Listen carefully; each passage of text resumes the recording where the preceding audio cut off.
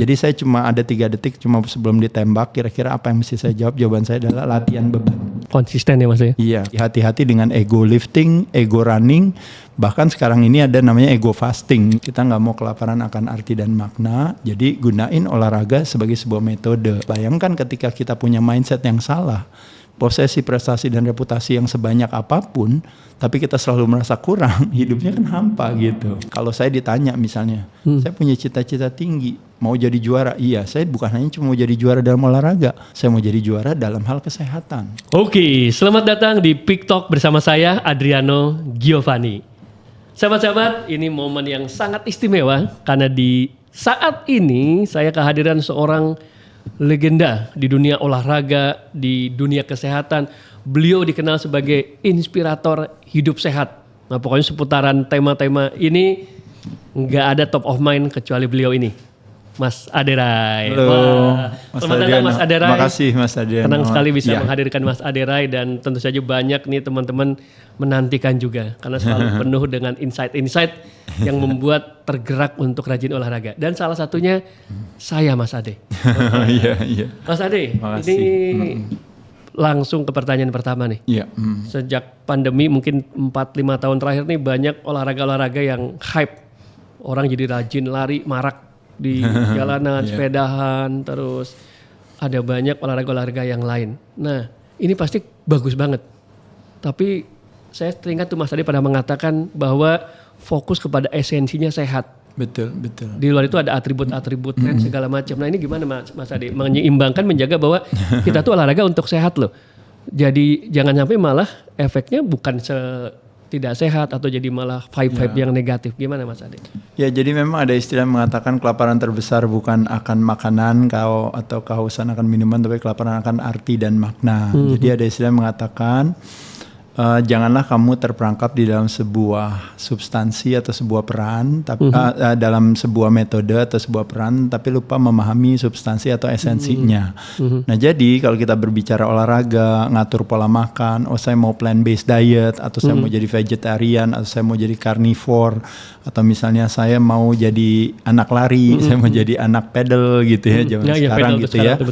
Saya rasa itu sebuah metode, tapi substansi atau esensi daripada kita menggunakan metode tersebut karena kita mau sehat gitu. Jadi membayangkan saya ingin menyeberang sebuah sungai, maka saya menggunakan sampan gitu. Jadi fokusnya bukan saya harus pakai sampannya gitu, tapi lebih kepada sampan ini adalah sebuah tools atau alat yang kita pakai gitu sebagai pembantu kita gitu, yang utamanya substansinya adalah sehat. Nah, jadi memang kadang-kadang kesalahpahamannya di sana karena tidak lepas daripada, kalau menurut saya itu hanya lebih kepada ego saja sih ya.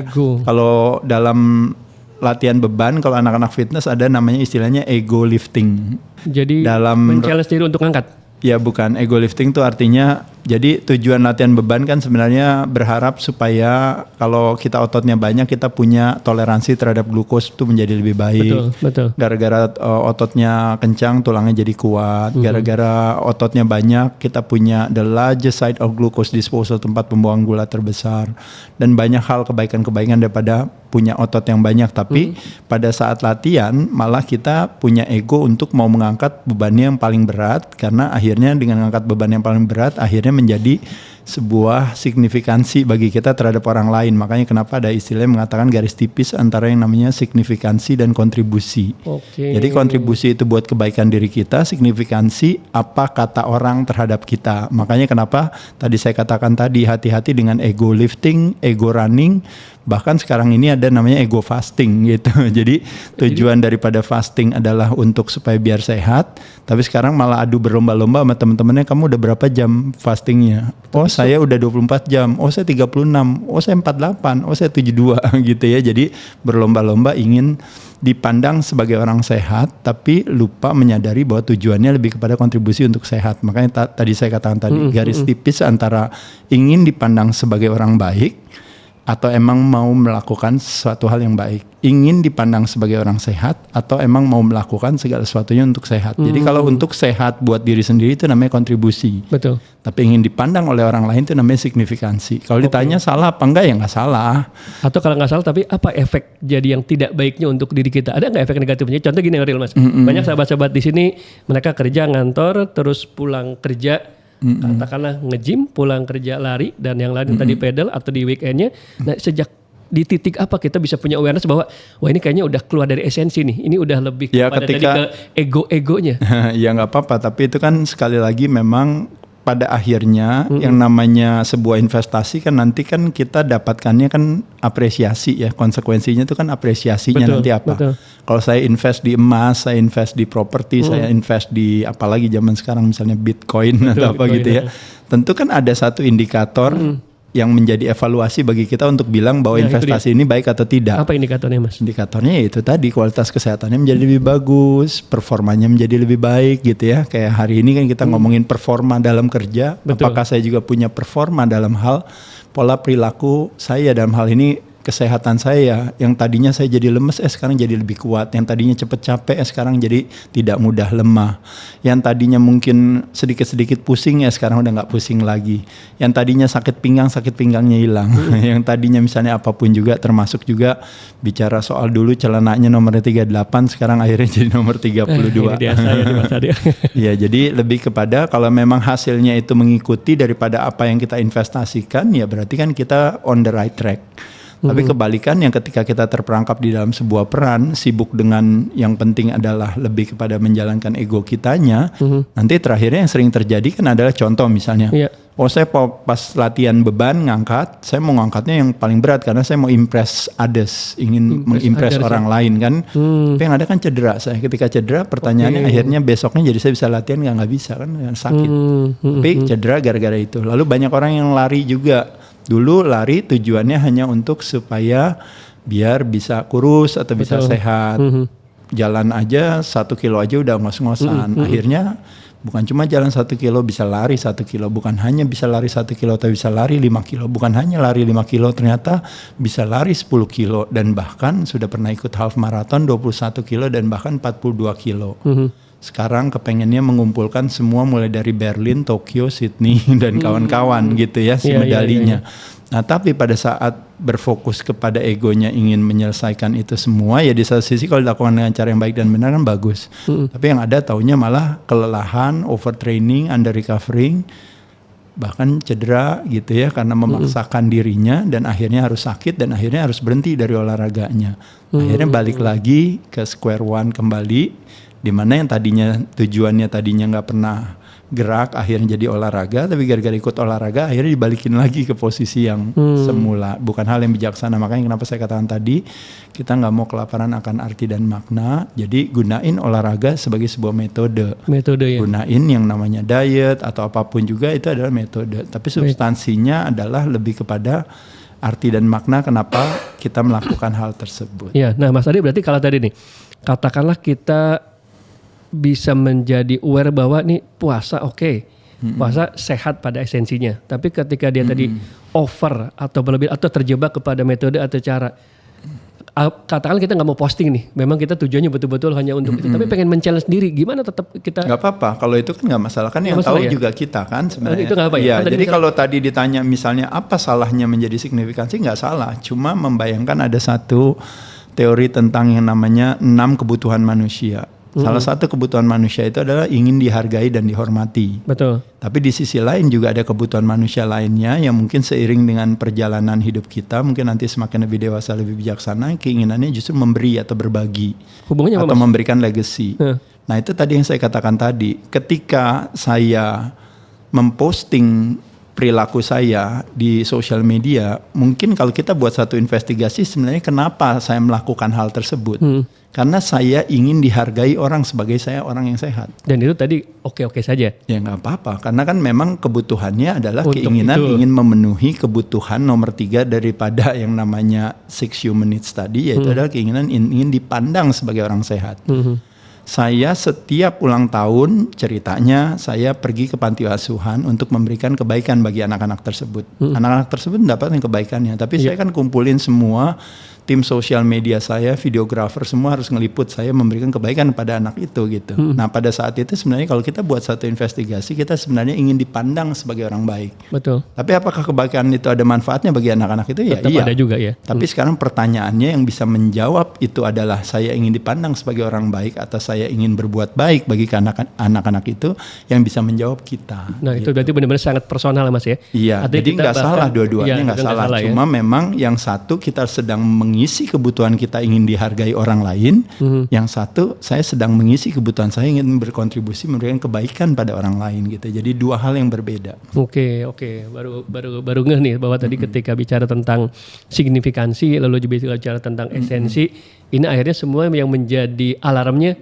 ada di diri sendiri ya. Iya, betul. Artinya kita juga ketika berusaha untuk menilai orang sangat sulit untuk bisa menjudge bahwa ini lagi.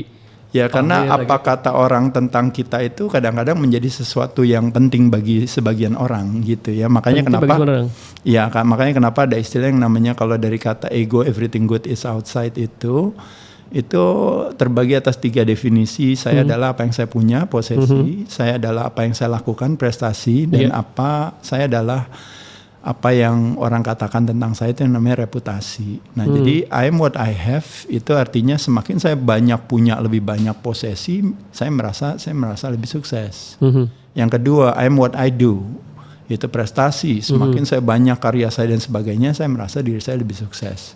Dan yang ketiga, apalagi di zaman sosial media sekarang ini, kepentingan orang melihat saya seperti apa, positioning saya gitu.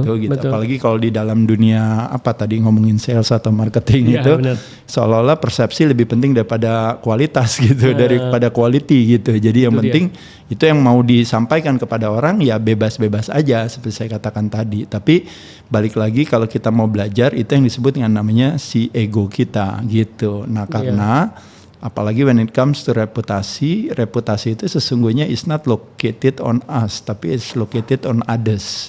Jadi kalau saya tanya misalnya Mas Adriano itu orangnya seperti apa, saya tanyakan kepada 100 orang, maka Mas akan mendapatkan 100 jawaban reputasinya. Ada yang bilang hebat, ada yang bilang baik, ada yang bilang biasa, dan bahkan ada yang bilang tidak baik. Nah, tapi semuanya di luar kuasa kita gitu. Nah, makanya kenapa kalau kita mau chasing ego kita itu, makanya kenapa kadang-kadang kita end up-nya nanti akan kecewa. Karena membayangkan I am what I have, semakin akumulasi apa yang saya punya itu semakin banyak, seolah-olah saya akan lebih bahagia. Yang terjadi badan terlalu cerdas untuk beradaptasi gitu. Apa hubungannya Mas? Ya jadi contoh misalnya dulu Mas bilang katanya saya akan bahagia kalau seandainya saya punya motor. Waktu kita lagi muda. Motor udah ada kan berarti udah bahagia dong? Enggak. Karena saya mau punya mobil. Mobil udah punya, udah bahagia? Enggak. Saya mau punya rumah. Rumah udah bahagia kalau bisa lebih banyak. Pekerjaan kalau bisa juga lebih tinggi dan sebagainya. Di situ kita bisa melihat adalah bahwa posesi itu tidak akan pernah memberikan kontribusi yang besar, signifikan terhadap yang namanya contentment atau sentosa atau yang namanya kebahagiaan itu sendiri. Nah begitupun juga dengan yang namanya karya. Saya mau melakukan ini, saya mau ngerjain ini, prestasi saya harus ini. Udah juara dunia mau juara lagi kan? Mau kalau bisa lagi gitu ya. Taunya nanti kalah, pas kalah kalau bisa mau balik lagi terus ya. Akhirnya dari rekor udah menang 20-0, akhirnya sekarang jadi 20-20 gitu karena terakhirnya belakangan malah jadi kalah-kalah terus tapi nggak ini ya. Nah itu makanya kenapa ada orang punya post power syndrome ketika dia tidak bisa melakukan apa yang dia lakukan lagi, makanya kenapa dia kecil hati kan dia kehilangan dirinya. I am what I have, posesi. Pada saat lagi kaya ya seneng karena kita pikir itulah kualitas diri saya. Tapi kadang-kadang sering kebanyakan dari kita ternyata kekayaannya kan makin berkurang atau posesinya kita makin berkurang seiring dengan umur kita.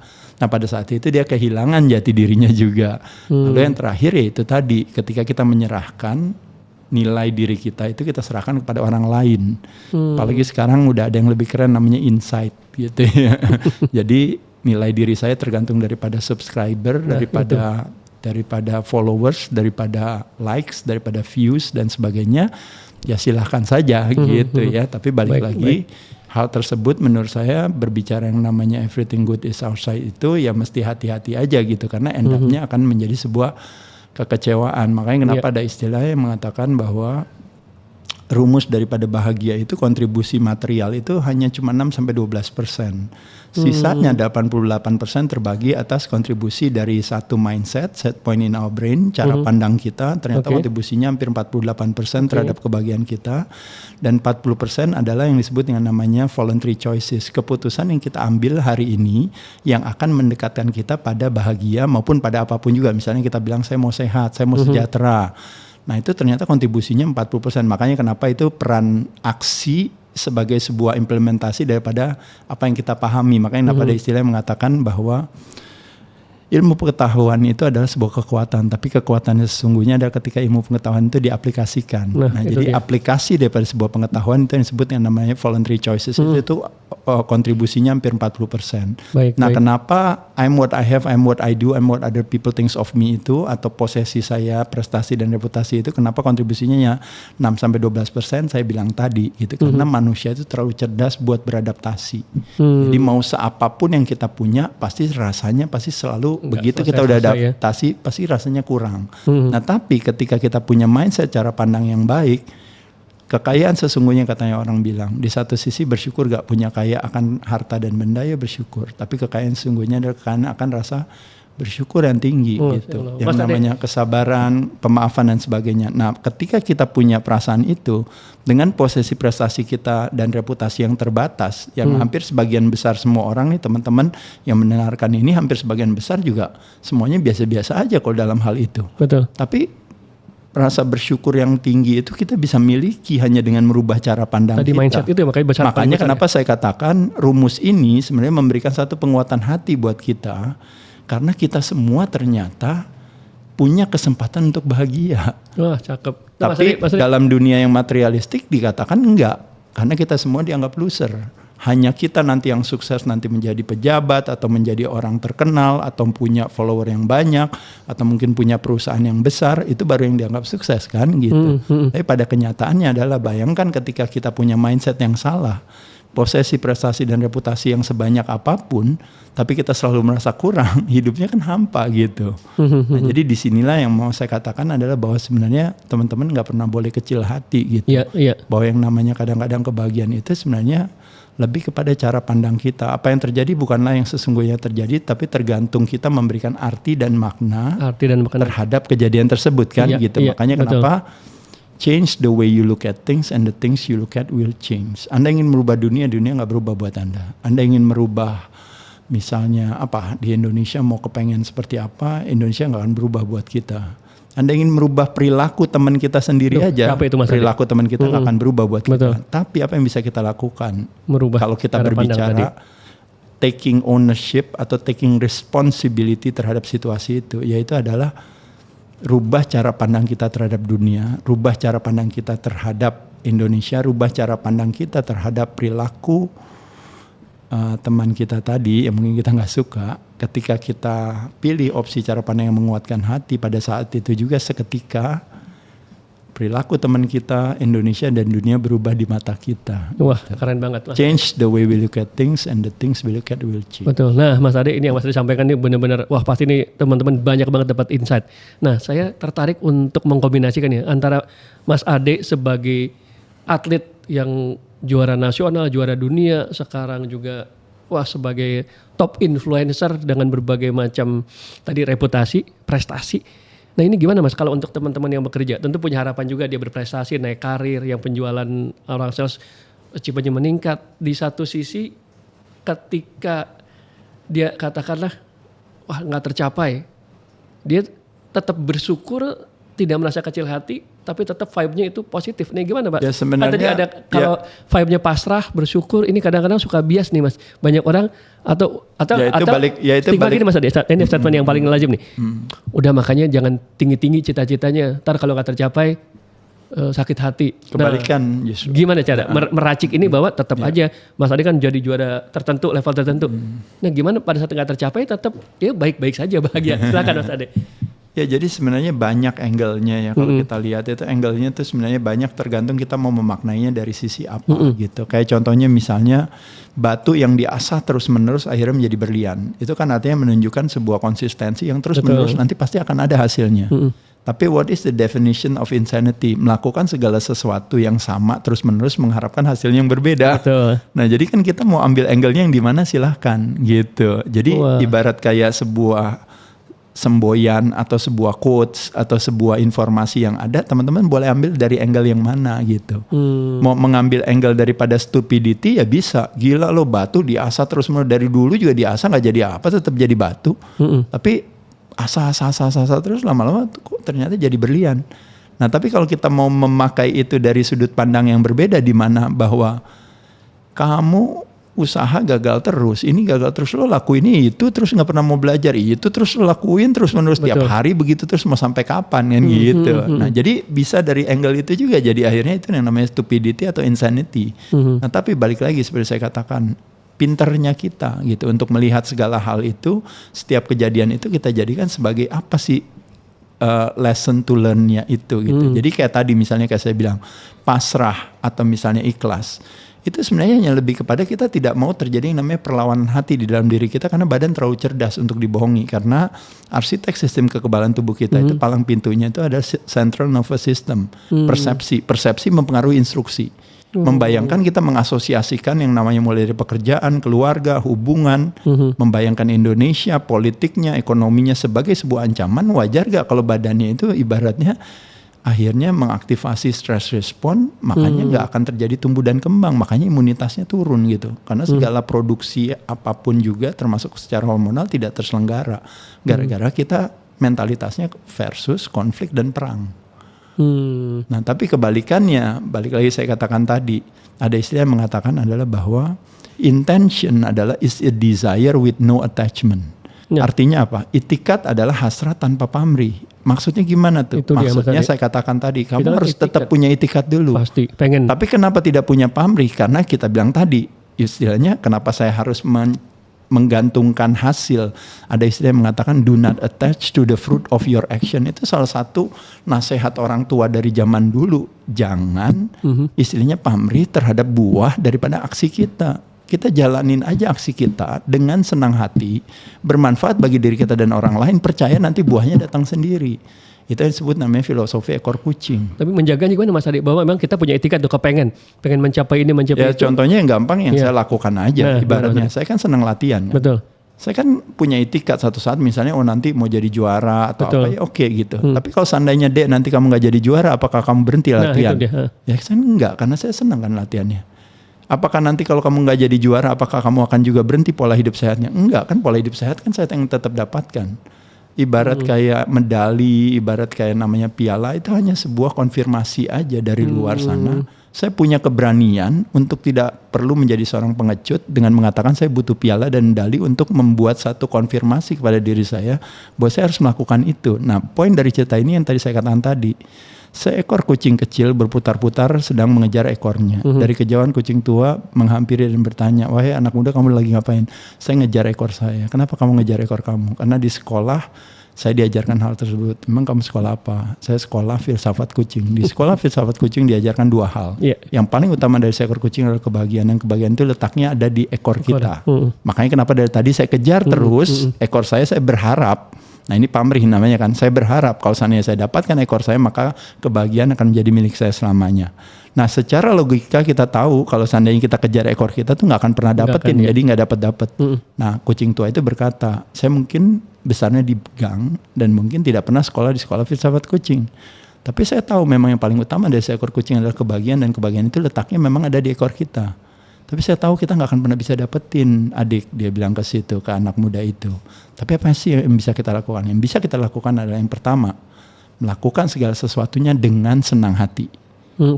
Dan yang kedua, tidak hanya bermanfaat bagi diri saya, tapi juga bagi kucing-kucing lainnya. Maka apa yang terjadi, ini bukan orang lain ya, lagi ngomongin kucing. Jadi kucing lain. Maka apa yang terjadi, saya tidak perlu mengejar ekor saya yang akan mengikuti saya kemanapun saya pergi. Nah, we do not attach to the fruit of our action selama kita lakukan dengan senang hati, menghargai sebuah proses perjalanannya, dan bermanfaat bagi diri kita dan orang lain, ya taunya saya jadi juara gitu. Taunya saya jadi dihargai oleh masyarakat, taunya dikenal orang ini apa gitu. Tapi kalau orang zaman sekarang kebalikan, dia pamrih dengan hasil tersebut. Makanya sekarang kepengen jadi atlet karena melihat Ronaldo atau Messi kaya raya. Jadi dia bilang mau itu. Padahal kalau kita beneran buat satu investigasi dan kita tanya dulu Ronaldo sama Messi emang mau jadi kaya? Nah, Mas Ade. Jawabannya tidak, karena dia senang dengan apa yang dia lakukan. Tapi bisa jadi kan itu memang trigger awalnya. Katakanlah memang tadi karyawan pengen naik jabatan kan, kalau naik jabatan nanti mobilnya dapat jatah yang lebih mahal, gajinya mesti diinvestigasi lebih dalam lagi. Karena kalau kita intentionnya adalah material, makanya biasanya nggak berhasil. Intentionnya harus yang lebih greater than something yang buat kebaikan kita. Is it good for me? Yes. Kalau saya tadi bisa kaya ini apa. Tapi apakah is it good for others? Jawabannya juga harus yes. Dan terakhir, is it good for greater good? Demi kebaikan seluruh alam semesta ini juga jawabannya iya. Nah pada saat itu nanti kemungkinan besar akan dapat. Tapi kalau sekedarnya tujuannya pokoknya harus punya Ferrari-nya duluan, yang penting saya punya rumah yang kaya raya, nah itu makanya kenapa jadi susahnya di sana. Betul. Tapi saya setuju dengan pernyataan Mas tadi. Balik lagi ada istilah yang mengatakan bahaya terbesar bukanlah ketika kita punya cita-cita yang tinggi dan tidak mampu meraihnya. Tapi bahaya terbesar adalah ketika kita punya cita-cita yang rendah. Itu yang kita yakini dan itu yang kita lakukan. Jadi kalau saya ditanya misalnya, saya punya cita-cita tinggi, mau jadi juara. Iya, saya bukan hanya cuma mau jadi juara dalam olahraga. Saya mau jadi juara dalam hal kesehatan. Menurut saya dan sakit nggak nyambung. Kalau bisa juga saya seumur hidup nggak pernah mau masuk ke rumah sakit. Keren banget. Dan aktivitas yang paling konsumtif menurut saya adalah bukan beli jam, bukan beli baju, bukan beli sepatu. Tapi beli obat dan beli segala aktivitas yang ada kalau kita ke rumah sakit atau apa. Itu sesuatu yang kita buang uang habis hanya buat dapetin sehat yang sebenarnya sehat tidak kita miliki tapi kita sia-siakan. Waduh, dalam banget nih. Nah jadi poin dari cerita ini maksudnya kita harus punya cita-cita yang tinggi. Misalnya teman-teman ada di bidang industri apapun juga ya, mungkin menjadi seorang salesman, mungkin menjadi seorang marketers, atau mungkin jadi seorang pengusaha, entrepreneur atau apapun juga. Balik lagi saya katakan kan kita punya cita-cita yang tinggi. Salah satu cita-cita yang tinggi kalau kita bicara yang namanya clear intention atau clear intended itu adalah, kalau berbicara entrepreneurship itu salah satunya itu adalah definisi daripada entrepreneurship adalah we are a problem solver. Betul. Kita menjadi pembantu masyarakat atau siapapun juga untuk menyelesaikan permasalahan tersebut. Nah, cuma dalam prosesnya ternyata kita bisa mendapatkan itu tadi akhirnya jadi ada profit, ada apa. Itu adalah sesuatu yang we don't attach to that, tapi dia si ekor kucing itulah yang akan mengikuti kita kemanapun kita pergi. Terima kasih Mas Adi. Tadi ada menarik banget tuh, saya pengen validasi. Tadi Mas Adi mengatakan coba investigasi ke para top achiever olahragawan tadi, apakah Ronaldo dan nama-nama lainnya. Apa yang menjadi trigger awal? Nah, apakah bisa divalidasi bahwa para orang-orang hebat itu niat awalnya bukan untuk harta, untuk kekayaan? Apakah bisa divalidasi bahwa dominasinya itu? Saya nggak bisa ngomong atas nama mereka, tapi kalau menurut saya hampir rata-rata pasti akan seperti itu. Konsep filosofi ekor kucing itu berlaku bagi hampir semua orang yang sukses di bidangnya. Betul, artinya enjoyment melakukannya, apapun bidangnya. Iya, karena itu kalau saya rasa mungkin sebenarnya jawabannya lebih kepada bahwa kita adalah orang-orang yang memiliki satu keberuntungan sebenarnya, privilege di mana menjadi 30% daripada 100% masyarakat di dunia yang menjalankan pekerjaannya karena panggilan hati bukan karena panggilan kebutuhan. Jadi mungkin itu yang juga menjadi kunci sukses. Karena balik lagi tadi, ketika kita bilang saya mau jadi atlet karena saya mau kaya, saya mau jadi seorang personal trainer karena saya mau kaya, saya mau jadi penyanyi karena saya mau kaya. Nah pada saat itu kita tahu bahwa waktu kita bertanya sama diri kita, itu namanya intrapersonal komunikasi antara kita dan diri kita sendiri. Intentionnya kita aja udah salah. Intentionnya adalah bukan menjalankan panggilan hati kita, tapi menjalankan panggilan kebutuhan, karena kekayaan itulah sebagai kebutuhannya dia. Betul. Tapi ketika waktu saya latihan, saya bilang saya memainkan musiknya saya sendiri. Ketika Ronaldo lagi giring bolanya dan membawa bola dan main bola, zaman dulu main bola kan nggak dibayar juga, dia senang main bola. Aja seru. Tapi sekarang ternyata baru main aja masuk lapangan berapa menit udah dibayarnya berapa. Saya dari dulu punya keinginan untuk bisa memberikan kebaikan bagi orang lain dengan mungkin pengalaman dan pengetahuan yang saya miliki. Ya mungkin dalam berapa tahun terakhir mungkin hidup saya bisa dibilang ya saya ngajarin orang ngoceh apa segala tiap hari, ngomongin tentang pola hidup sehat dan sebagainya kan juga nggak ada yang bayar, nggak ada yang apa, ya udah ngomong aja sendiri nggak apa-apa karena itu panggilan hati saya gitu. Sekarang terutama setelah musim infeksi ini di mana kesadaran masyarakat semakin besar, apalagi saya belakangan banyak bantu perusahaan-perusahaan ya di Indonesia, ternyata ada kebutuhan di mana ingin menyehatkan karyawannya, karyawan sehat perusahaan kuat katanya. Betul. Ya. Akhirnya tiba-tiba ada satu opportunity peran baru di sana yang bisa diisi oleh saya gitu. Sekarang jadi saya ngomong tapi dibayar gitu. Bukankah sesuatu yang menyenangkan? Betul, gitu. betul. Tapi kalaupun juga enggak, saya tetap akan melakukannya kan. Jadi saya yakin Ronaldo, Messi apa segala juga, kalaupun juga industri sepak bola nggak seperti hari ini, mereka juga tetap pasti, saya yakin dia pasti akan main. Makanya kenapa saya katakan saya terakhir tanding itu 25 tahun yang lalu, tahun 2000. Udah lama banget. Udah lama banget itu. Jadi Mas, yang bisa saya sampaikan di sini sebenarnya adalah karena kecintaan saya terhadap mungkin bidang saya gitu. Istilahnya ada istilah mengatakan I don't wanna die with my music still in me. I don't wanna play other people's music, I wanna play my own music. Nah kebetulan fitness itu mungkin my music gitu. Makanya kenapa meskipun saya sudah pensiun berkompetisi, jadi as a competitive bodybuilder saya udahan gitu, tapi as a bodybuilder itself gitu, as a lifestyle-nya, itu yang keren saya tetap jalankan gitu, karena itu ada panggilan hati saya. Jadi saya latihannya sama seperti atlet, masih latihan sehari 2 kali, 5 days a week. Waduh. Saya masih diet ketat semuanya, bahkan yang saya katakan kan kayak yang namanya pro aging atau yang namanya percepatan proses penuaan di dalam diri saya juga jadi sedikit lebih berkurang karena pola perilaku tersebut gitu. Makanya kenapa terjadi yang namanya penghambatan proses penuaan atau anti aging itu karena sayanya tetap sama, dimana dari zaman dulu sampai sekarang saya nggak pernah berhenti untuk tidak latihan beban, tidak pernah berhenti untuk ngatur pola makan gitu dan sebagainya. Jadi hal itu yang mungkin saya syukuri sih itu Mas. Iya oke. Berarti tapi Mas Ade kalau tadi Mas Ade mengatakan privilege Mas Ade ya, menjadi yang di satu sisi privilege, tapi ada istilah mengatakan gini Mas, it's grateful kalau seandainya kita bisa love what we do. Tapi pertanyaan orang, kalau seandainya saya nggak do what we love gimana? Nah itu kan katanya banyak tuh kenyataannya. Jawabannya adalah we learn to love what we do. Tetap gitu. Dia mengkondisikan diri, mengizinkan dirinya untuk love. Belajar, untuk mencintai apa yang dia kerjakan. Kenapa terlepas daripada, ya karena kalau nanti kita buat investigasi ke dalam, nanti dia akan bisa lihat bahwa mungkin pekerjaan itu bukan panggilan hati dia, panggilan kebutuhan. Tapi kesejahteraan yang menjadi konsekuensi dari pekerjaan dia akhirnya menjadi panggilan hati dia. Betul. Dimana dia beranggapan adalah bahwa dengan saya bekerja dan mungkin punya karir yang layak dan saya punya pemasukan yang bagus, saya punya keinginan untuk bahwa saya bisa meningkatkan harkat, derajat, martabat keluarga saya. Betul. Dulu saya dari kampung, saya susah hidup ini apa. Sekarang saya udah mulai berkeluarga dan saya tidak punya ide di kepala saya yang untuk bisa melihat anak saya harus mengalami hal yang sama seperti yang saya lakukan. Jadi begitu nanti dia tumbuh dan besar dan dewasa, saya mau dia mendapatkan fasilitas yang terbaik. Makanya kenapa bapaknya, ibunya ini semua kerja keras. Jadi memang kelihatannya bukan panggilan hati saya untuk ada di bidang ini yang mungkin kebetulan 70% daripada orang menjalankan karena panggilan kebutuhan. Betul. Tapi panggilan hati saya ada di buah kasih anak saya itu tadi.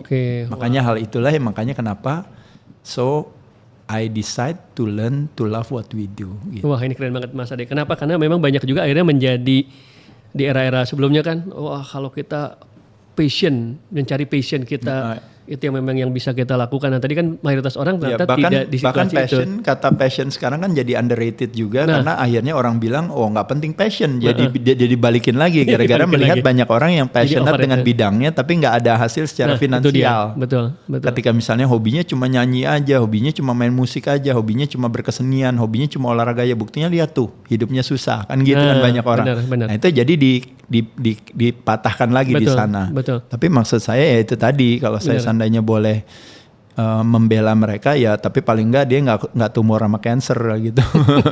Jadi tetap ada dia juga hal baiknya. Cuma poinnya maksud saya cuma mengatakan adalah pada dasarnya kan kembali lagi ini hanya lebih kepada tubuh manusia, karena kebetulan ini bidang saya ya. Jadi tubuh manusia itu terlalu cerdas untuk dibohongi bahkan oleh dirinya sendiri. Mas Ade, makanya 95% wanita gagal diet karena ada nuansa melakukan pengorbanan atau perlawanan hati gitu. Nah ini mau dipotong jadi nggak jadi lagi nih.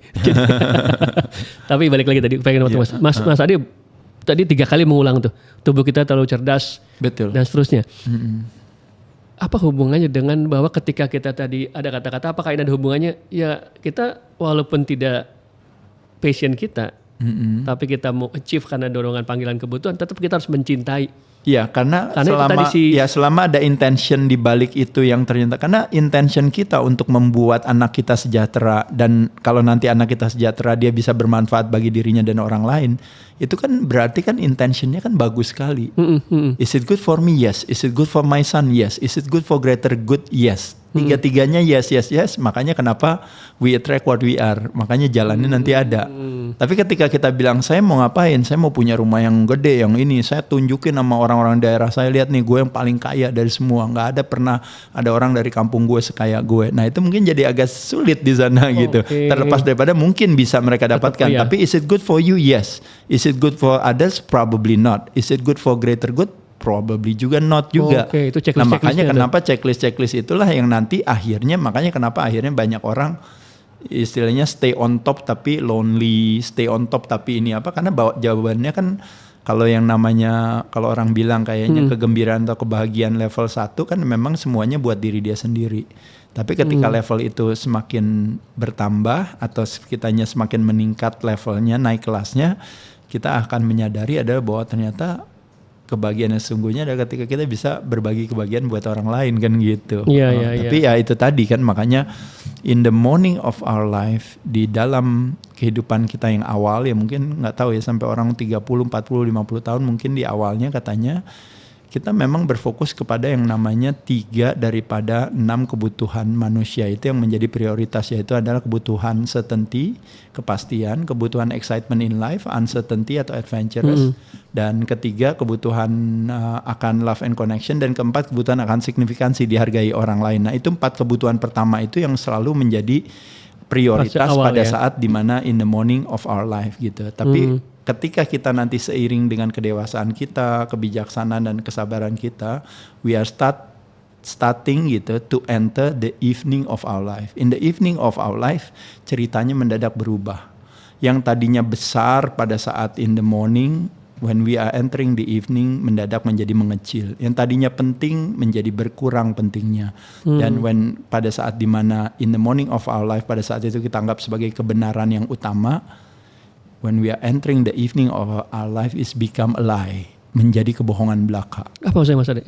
Karena pada saat ketika kita semakin bijaksana karena semakin kita bijaksana dan dewasa, pada saat itu akhirnya kita bilang, apa sih gunanya kita mau punya posesi, prestasi, reputasi yang banyak?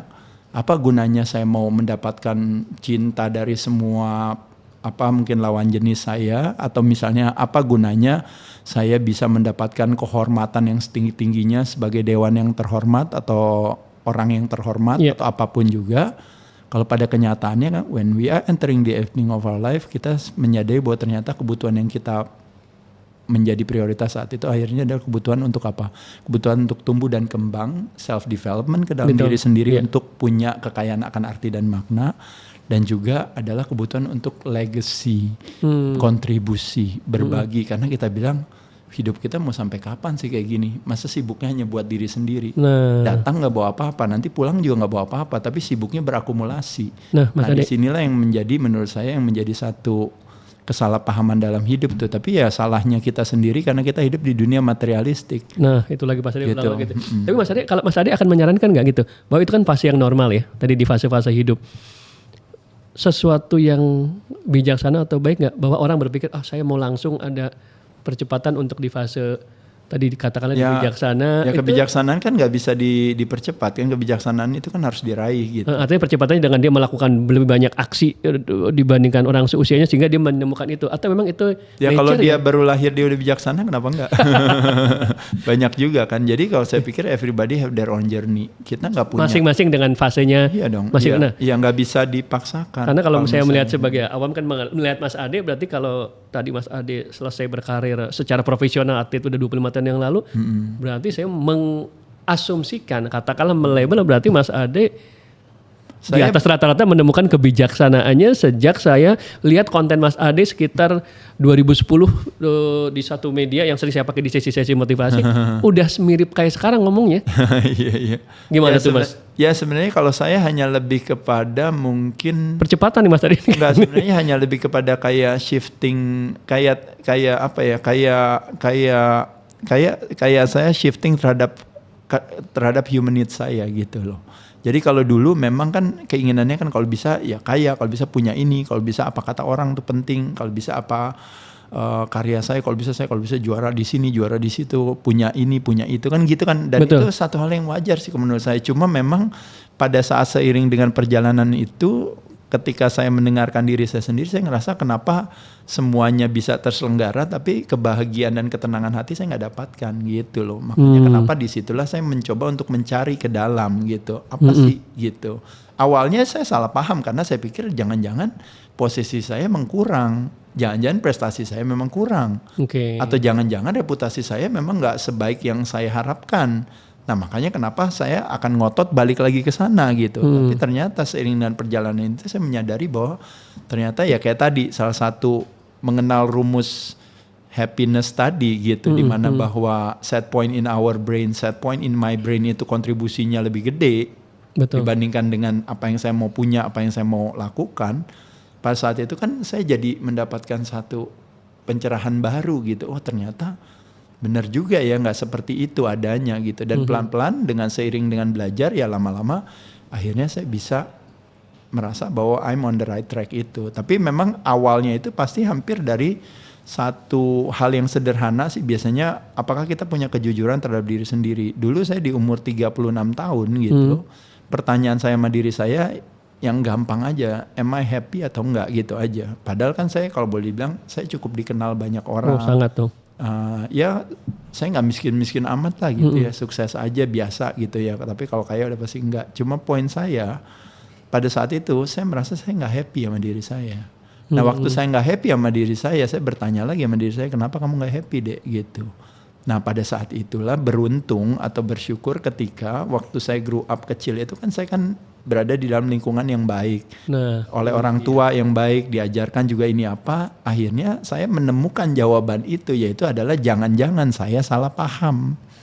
Nah pada saat itulah makanya saya bilang, iya juga ya, kok saya bisa bilang dunia itu nggak baik, kok saya bisa bilang bahwa hidup itu nggak bahagia, kenapa bisa hal itu? Saya bilang ternyata jangan-jangan cara pandang saya yang salah. Nah, pada saat itu saya ingin merubah kondisi saya atau ingin merubah kondisi Indonesia, ingin merubah kondisi ekonomi, ingin merubah kondisi politik, itu di luar kuasa saya. Tapi kalau seandainya saya merubah cara pandang saya terhadap hidup saya, maka seketika hidup saya akan bisa berubah. Nah, pada saat itulah saya tanya sama diri saya mau apa? Saya mau happy. Terus gimana caranya happy? Jadi semua buku happy saya lahap. Saya belajar aja karena saya bilang saya ngerti nih, jangan-jangan cara pandang saya yang salah selama ini. Ada istilah kan orang bilang dunia seperti panggung sandiwara, berarti dianggap semua orang adalah hipokrit kan gitu. Ada yang bilang dunia itu ibarat seperti apa, misalnya mungkin seperti pertempuran atau medan perang. Ada lagi yang bilang dunia itu ternyata seperti mungkin taman bunga di mana ini apa. Nah, tapi kita bisa bingung melihat kenapa setiap orang kok melihat dunia dari cara pandang yang berbeda-beda sendiri. Iya. Nah, dan ternyata kebahagiaan itu ternyata Mas Ade bersumber daripada yang namanya bukan pandangan objektif tapi pandangan subjektif. Luar biasa. Dan dalam hal kesehatan pun juga sama. Persepsi mempengaruhi instruksi. Ternyata persepsi kita menginstruksikan badan kita tidak berdasarkan kebenaran universal, tapi berdasarkan kebenaran personal. Jadi kalau saya bilang, saya nggak bisa Mas Ade, kalau olahraga bentar aja saya langsung migrain. Benar. Saya nggak bisa Mas Ade, kalau saya puasa dikit telat makan, asam lambung saya naik. Jadi benar. Benar semua ya. Saya kalau nggak makan kerupuk sama makan nasi, wah itu nggak bisa mikir Mas Ade, saya nggak bisa kerja. Benar. Ini kru ada yang... Yes, ya. Jadi semuanya benar. Nah tapi kalau pembelajaran saya, kalau saya fast forward ya saya bilang, apapun yang kamu mau pegang sebagai sebuah kebenaran, selama itu mendekatkan kamu pada sehat, kamu adopsi, pegang. Nah itu tapi segala satu kebenaran maupun kebenaran yang kosong sekalipun, tapi ternyata mendekatkan kamu pada sakit, itu di drop it. gitu. Nah itu yang disebut yang namanya konsep placebo dan nocebo. Oke, nah Mas Ade ini benar-benar nih saya aja untuk nunggu Mas Ade menghela napas untuk saya bisa masuk ini luar biasa. Artinya menandakan memang Mas Ade punya kesukacitaan berbagi.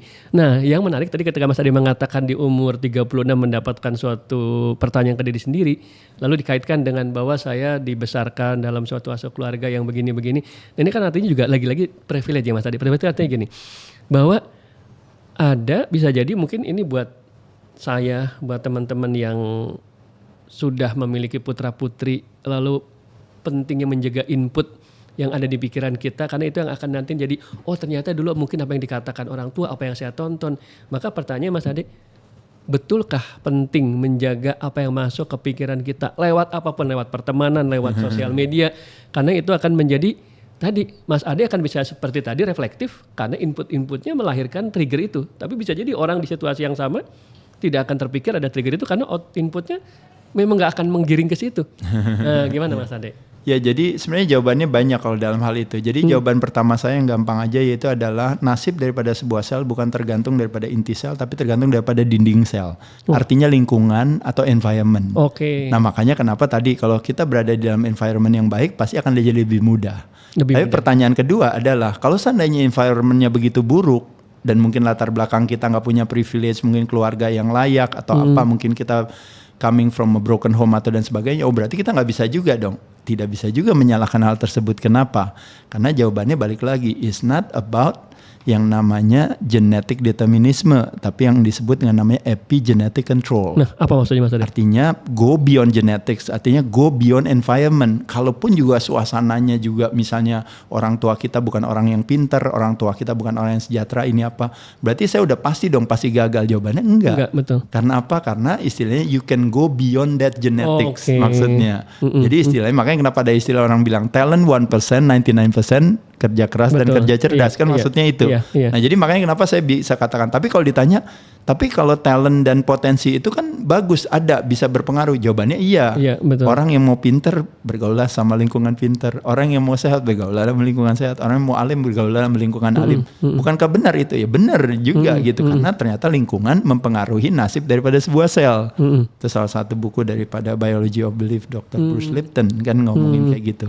Nah jadi balik lagi kayak saya bilang, semua informasi itu kita ambil yang menguatkan hati kita aja, kita caplokin dari kanan kiri. Masalah soal nanti kita terperangkap dengan itu akhirnya malah ngebahasnya, mana ada di sel itu ada dinding atau ini apa, ya nggak masalah, ini kan ngomongin analogi aja. Betul, gitu analogi. Tapi kalau mau membahas nggak apa-apa, tapi banyak orang yang senang membahas sesuatu dan sering menyalahkan orang, nanti boleh investigasi lagi. Apa investigasinya adalah kenapa kita senang menyalahkan orang, karena kalau saya menyalahkan orang berarti dia salah, maka nilai dia akan turun di mata saya. Dan ketika dia turun di mata saya, berarti otomatis tanpa saya sadari terjadi elevasi kenaikan diri saya karena dia turun. Padahal dia bukan sayanya yang naik, tapi dianya yang saya turunin. Nah ketika dianya saya turunin, ternyata terjadi elevasi kenaikan saya. Nah kenaikan saya itu sebenarnya adalah ilusi. Makanya kenapa Cicero mengatakan 6 mistake of the man, the first mistake adalah apa? Kesenangan kita paling hobi sering nyalahin orang atau menjelek-jelekan orang. Karena apa? Karena ada satu kesenangan di dalam diri kita, karena ada satu ilusi di mana kita feel better by crushing other, karena kita dapat elevasi itu.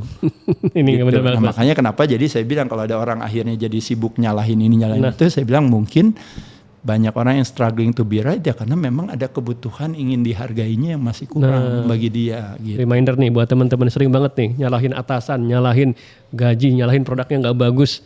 Ternyata memang ada keuntungannya juga dalam tanda kutip ya. Iya, karena dia feeling better kan. Feeling better. Karena itu. Tapi kalau balik lagi saya bilang itulah gunanya, makanya kita yang namanya self inquiry atau self investigasi untuk kita melihat segala perilaku kita yang kita lakukan itu, kalau seandainya kita buat cari tahu, jangan nanti kita akan bisa ngelihat bahwa oh ternyata benar ya, makanya kenapa saya senang nyela orang, makanya kenapa saya senang nyalahin orang ini apa, karena ternyata memang kayaknya mungkin penghargaan terhadap saya itu masih kurang gitu kan gitu. Makanya cara gimana Mas? Cara untuk melakukan refleksi tadi untuk bisa yang nggak ada itu kan sebuah proses yang contohnya misalnya gini. siapa sih orang yang gila hormat? Biasanya kebanyakan orang yang terhormat kan. Gitu itu kan sesuatu yang unik gitu kan kayak gitu.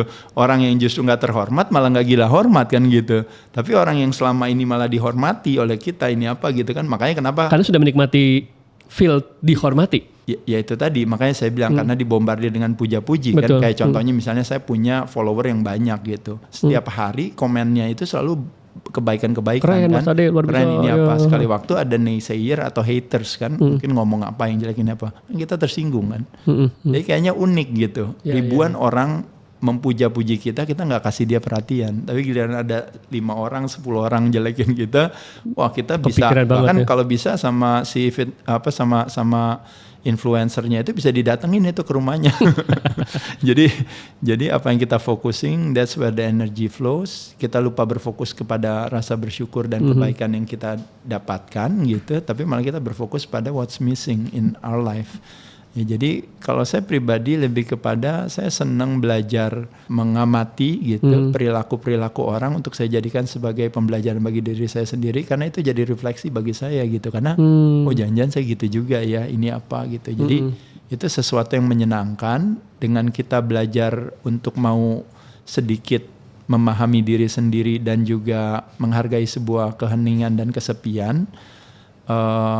Ya itu mungkin yang jadi jawabannya tadi kepada Mas, kalau seandainya siapa tahu akhirnya percakapan antara saya dan diri saya sendiri itu nanti akhirnya satu saat akan mengarahkan saya kepada sebuah motivasi atau menjadi sebuah inspirasi gitu, dibandingkan dengan selama ini kadang-kadang kita terlalu sibuk bising. Makanya Nabi Israel mengatakan dalam kebisingan terdengar suara kepala, tapi kalau kita bersedia untuk bersahabat dengan keheningan akan terdengar suara hati. Wah, ini luar biasa ya. Makanya meditasi atau mungkin sholat itu menjadi salah satu untuk melahirkan itu ya. Nah Mas Ade, ini pertanyaan terakhir. Jadi memang dari tadi kita nggak banyak teknis tentang olahraga karena Mas Ade sudah pasti banyak memberikan tips itu ya di tempat lain yang mengatakan bahwa dalam kesibukan apapun bisa melakukan plank, bisa melakukan push up abis ini banyak ya. Siasat aja. Betul, tapi ini coba mengangkat dari sudut pandang yang lain. Nah tapi Mas Ade, seandainya ini kan banyak banget netizen berharap nih, wah kok Menteri Kesehatannya bukan Mas Ade Rai. Ya itu juga salah paham ketika beranggapan adalah bahwa sebuah jabatan itulah dianggap yang di ultimate gitu. Kita bisa membantu berkontribusi menyehatkan masyarakat tanpa harus punya jabatan. Betul, kan? itu dari sisi Mas Ade kan. Tapi karena orang itu katakan saya atau mewakili teman-teman terdekat, pasti begitu kenal Mas Ade, wah ini pinter banget.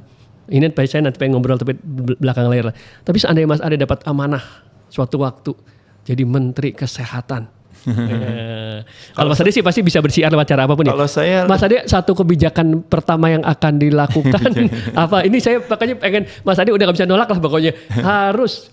Presidennya. Jangan bilang jadi menteri sih, tapi lebih kepada kalau seandainya ada satu kampanye aktivitas yang saya boleh kampanyekan dan diberikan kasih budgetnya, kasih otoritasnya, untuk otoritas. Apapun perannya ya katakan. Apapun perannya, saya akan mengkampanyekan kepada masyarakat untuk melakukan aktivitas latihan beban, pengencangan otot rangka. Oke. Ya, karena latihan beban, pengencangan otot rangka itu adalah sebenarnya permasalahan daripada klaim BPJS Kesehatan yang berhubungan dengan jantung dan pembuluh darah. Yang difitnah itu adalah obesitas. Tapi obesitas terjadi karena terjadi banyak orang gak gerak.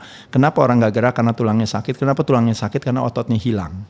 Nah jadi under muscle adalah root cause of the problem daripada permasalahan jantung dan pembuluh darah, ketimbang dibandingkan orang beranggapan bahwa seolah-olah permasalahannya adalah obesitas gitu. Obesitas adalah sebuah akibat, tapi penyebabnya adalah ketika hilangnya massa otot menyebabkan terjadinya hilangnya kekuatan tulang, akhirnya terjadinya hilangnya gerak kita, akhirnya makanya kenapa lemak meningkat. Nah lemak meningkat representasi daripada mulai dari tekanan darah, mulai dari kolesterol, mulai dari terjadinya lemak di organ tubuh kita dan sebagainya ya, termasuk juga cancer, tumor dan sebagainya ya. Jadi kira-kira itu. Jadi kalau itu juga jawaban saya kalau seandainya saya ditodongkan pistol di kepala saya ditanya, Mas Ade tolong jawab, hanya cuma boleh jawabnya 3 detik, yaitu ada gimana caranya strategi untuk awet muda. Cuma 3 detik. Apa jawaban? Saya nggak bisa jawab bilang, sebenarnya banyak jawabannya. Saya bilang kalau bisa kontrol karbohidrat, kalau bisa prioritas protein, kalau bisa selektif terhadap lemak, kalau bisa istirahatnya cukup. Kelamaan kan. Jadi saya cuma ada 3 detik cuma sebelum ditembak, kira-kira apa yang mesti saya jawab? Jawaban saya adalah latihan beban. Konsisten ya Mas ya? Iya, karena itu adalah yang saya lakukan yang tidak dilakukan oleh orang 56 tahun yang lainnya. Makanya bentuknya saya punya kemandirian dalam hal kesehatan yang layak, sedangkan banyak orang yang terpaksa harus mencari atau membeli yang begitu besar hanya gara-gara apa? Hanya gara-gara tidak melatih ototnya dan kehilangan massa otot. Osteo, sarkopenia, obesity adalah permasalahan daripada metabolic syndrome di Indonesia. Waduh, terima kasih banyak nih. Thank you. Mas Ade, benar-benar lengkap banget. Terima kasih sudah banyak memberikan inspirasi buat teman-teman, banyak banget mendapat sesuatu. Terima kasih Mas. Mas Adriano juga, semoga podcastnya terus bisa menjadi corong bagi memberikan kebaikan bagi banyak orang. Amin. Terima kasih Mas Ade. Thank you.